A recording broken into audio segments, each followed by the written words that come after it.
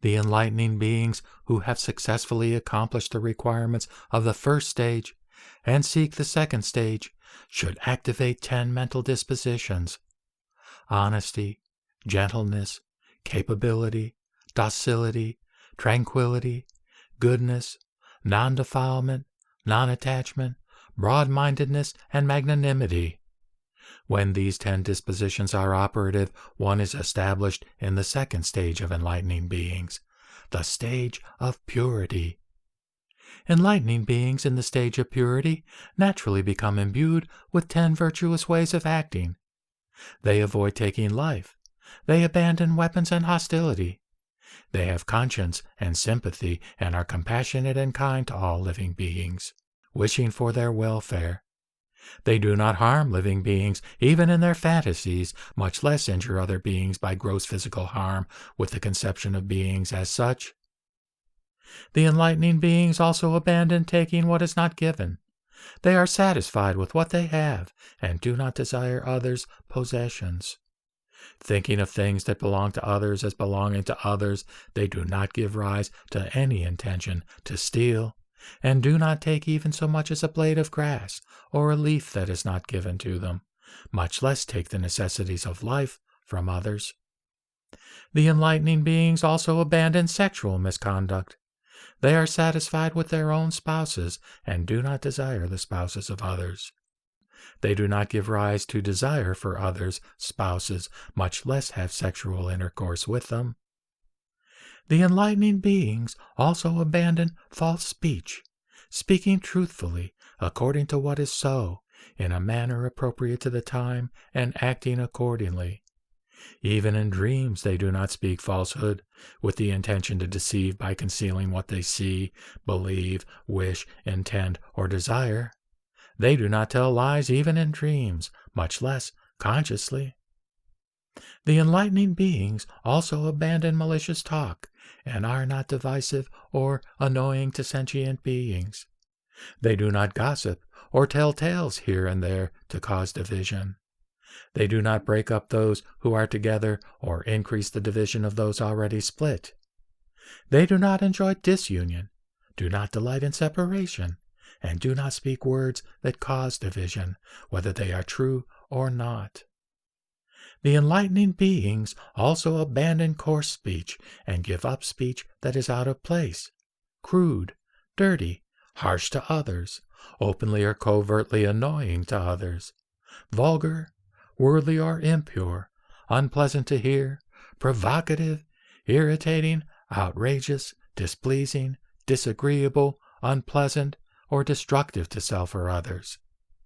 Having given up such speech, the enlightening beings speak words that are unabrasive and gentle, agreeable, sweet, causing pleasure, delightful, beneficial, pure, pleasant to the ears, congenial, likable, elegant and clear, understandable, worth hearing, not mixed up, and desirable to many people, liked by many people, pleasing to many people, agreeable to many people, enlightening, beneficial, and pleasurable to all beings, mentally uplifting, purifying self and others. The enlightening beings also abandon useless speech.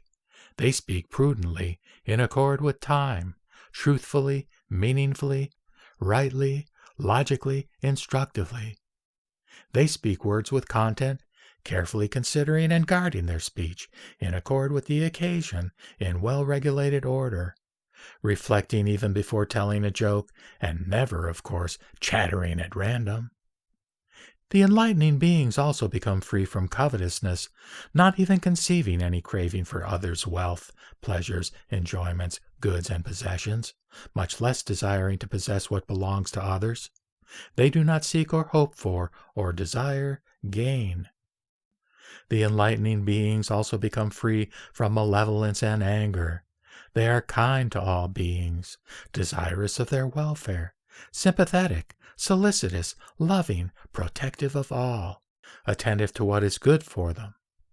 giving up everything of the nature of the blemish of anger, resentment, and unfriendliness, opposition, and attack inflamed by ill will and hostility, the enlightening beings are to reflect on what is beneficial, considering what is called for by kindness for the welfare and happiness of all beings. The enlightening beings also come to have right insight and follow the right path. They give up divination and various misguided views. They see rightly, do not practice deception, and set their minds on the Buddha, teaching, and community. As the enlightening beings constantly preserve these 10 virtuous ways, they evoke this intent. Whatever ills, states of woe, and pitfalls beset sentient beings, all are caused by practicing non-virtuous action. So I myself will abide in right action, and also lead others to right action.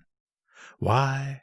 It is impossible to get others to abide in right action as long as one does not abide in right action oneself. They also think thus.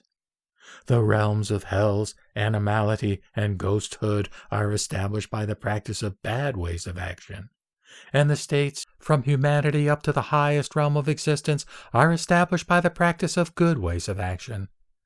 The 10 ways of good action on a higher level, practiced by wisdom, due to narrowness, fear of the world, lack of great compassion, and following the speech of another, develop the vehicle of hearers. Purified on a yet higher level, because of not being led by another, because of self-realization without following anyone, because of self-enlightenment without seeking from another, because of lack of great compassion and skill in means, and because of profound understanding of conditionality, they develop the vehicle of individual illuminates.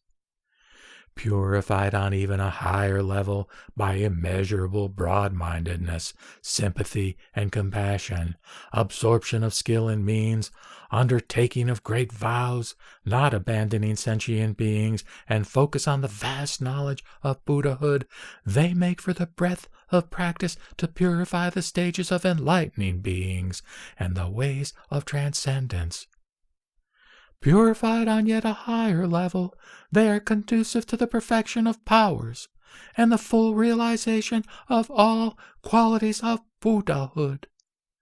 Therefore, by means of these ways of good action, having undertaken them all equally, effort should be made to accomplish the complete purification of all their aspects.